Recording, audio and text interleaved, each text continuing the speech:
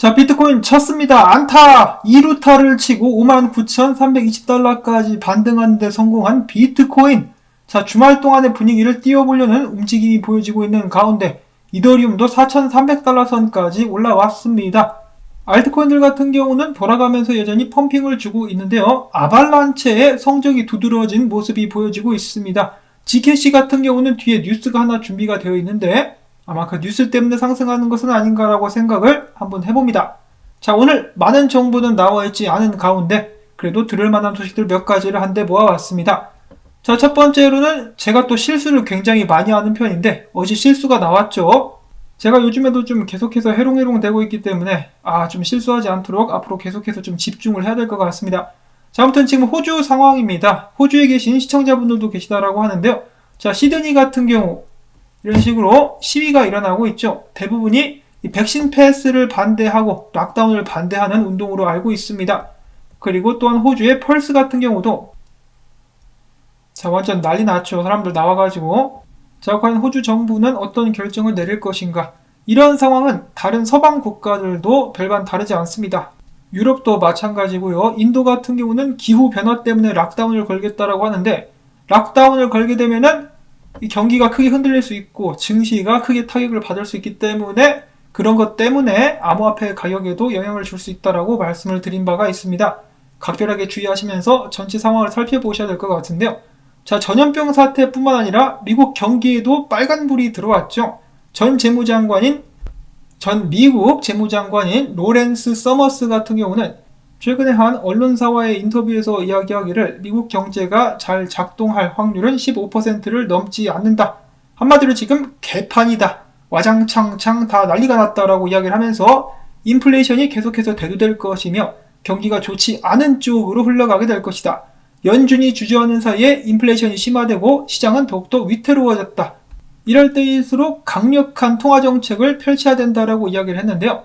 자, 인플레이션을 잡기 위한 강력한 통화정책에는 무엇이 있습니까? 자, 바로 긴축과 금리 인상이라고 볼 수가 있겠는데요. 최근에 인플레이션에 관련된 큰 문제가 대두되면서 연준에서도 벌써부터 긴축을 앞당겨서 빨리 끝내고 그 다음에 금리 인상으로 들어가야 된다라는 목소리가 나오고 있다고 합니다. 그리고 연준의 그런 통화정책은 당연히 이 자산 가격에 영향을 줄 수밖에 없겠죠. 최근 뱅크 오브 아메리카의 수석 전략가 같은 경우는 연준의 긴축 정책이 암호화폐에 즉각적인 영향을 끼치게 될 것이다라고 예측을 하기도 했었습니다. 자, 그런데 과연 암호화폐만 영향을 받게 될까요? 아니죠. 정말로 통화정책이 압박이 들어오게 된다라면은 미국 증시 그리고 부동산 버블도 다 죄다 터져 나가게 될 것입니다. 그러면 경기가 순간적으로 더 위태로워질 수도 있겠는데 그렇기 때문에 계속해서 여러 가지 전 세계 거시 경제적으로다가 일어나는 상황들에 귀를 바짝 기울이면서 여러분들의 투자 전략과 시나리오를 잘 짜셔야만 할 것 같습니다. 자, 과연 연준은 더욱더 극심해지는 인플레이션의 압박을 어떤 식으로 타개해 나갈 것인가, 앞으로 어떤 입장을 내놓을지 한번 지켜보도록 하겠고요. 자, 그 다음에 어제 비트코인은 전자금이다, 디지털금과 같다라고 이야기를 했었던 크리스토퍼 월러 연준 이사는 추가적으로 다음과 같이 이야기를 하기도 했었다라고 하는데요. 현존하는 6천여 개의 암호화폐들 중에 대부분은 기본적으로 가치가 없다.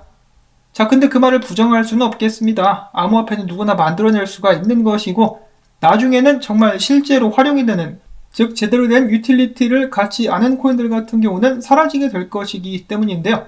지금도 보시면 아시겠지만 물갈이가 꾸준하게 일어나고 있습니다. 그런 의미에서 성공하지 못할 코인들을 들고 있는 사람들은 결국 폭탄 돌리기를 하고 있는 것 같다라고도 생각할 수가 있겠는데요.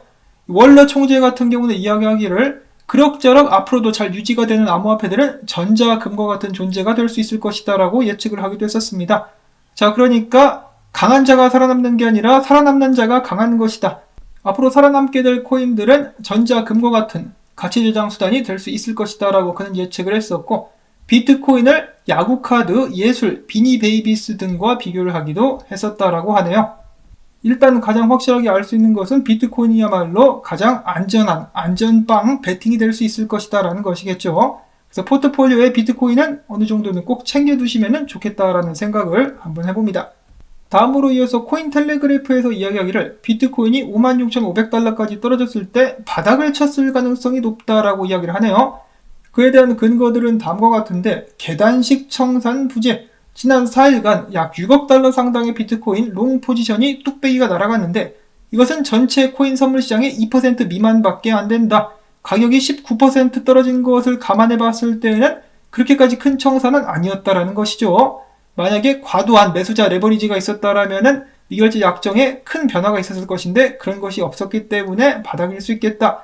두 번째로는 옵션 시장 위험 게이지라는 것이 있는데 델타 스큐라는 지표입니다. 해당 지표는 투자자의 공포 및 탐욕, 심리 상태를 보여주는 것인데 이 지표 역시 그렇게까지 큰 변화는 보여주지 않으면서 시장이 그렇게까지 위험한 상황은 아니다라는 것을 예측해 볼 수 있었다라고 하고 마지막으로는 USDT, 테더와 비트코인 마진 대출 비율인데요. 이 대출 비율이 늘어났다라고 합니다. 트레이더들이 최근에 더 많은 테더를 빌렸다라는 것인데 빌린 테더는 보통 암호화폐 매수로 이어지기 때문에 지금부터 또 반등하지 않겠느냐, 매수세가 붙지 않겠느냐라고 예측을 해보고 있었다라는 것이죠. 자, 그래서였을까요? 어제쯤 해가지고 마이클 반데 포페가 비트코인 20% 하락은 건강한 조정이다. 조만간에 단기 반등이 있을 것이다 라고 예측을 했었는데 바로 비트코인이 오늘 치고 올라가고 있는 모습이 보여지고 있습니다. 59,000달러대까지 뚫고 올라왔는데요.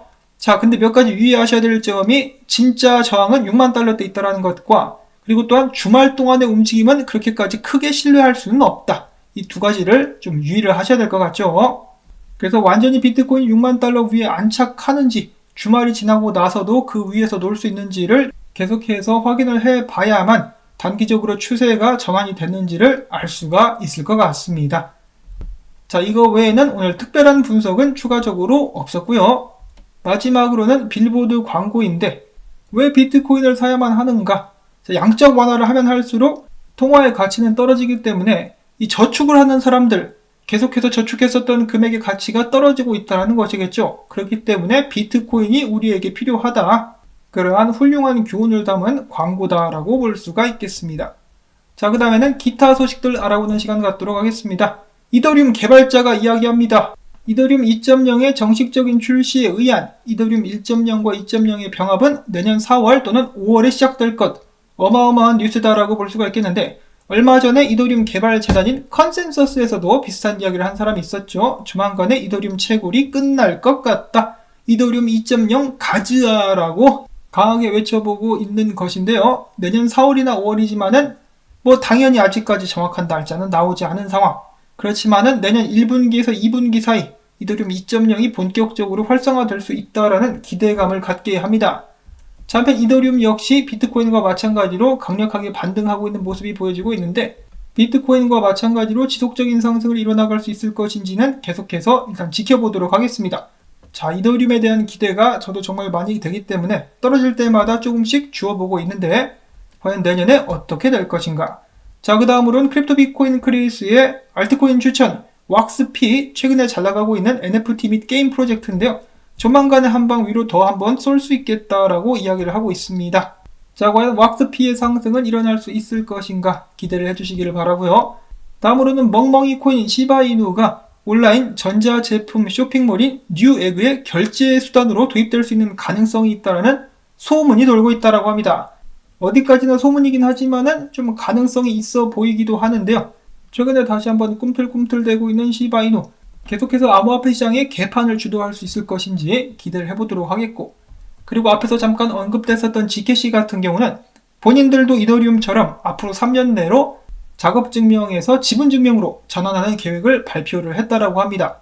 앞으로 비트코인을 제외하고는 다른 코인들 같은 경우는 지분증명이 대세가 되지 않을까, 더욱더 많은 작업증명 암호화폐들이 지분증명으로 전환을 하고 있는 그런 모습들이 보여지고 있고요.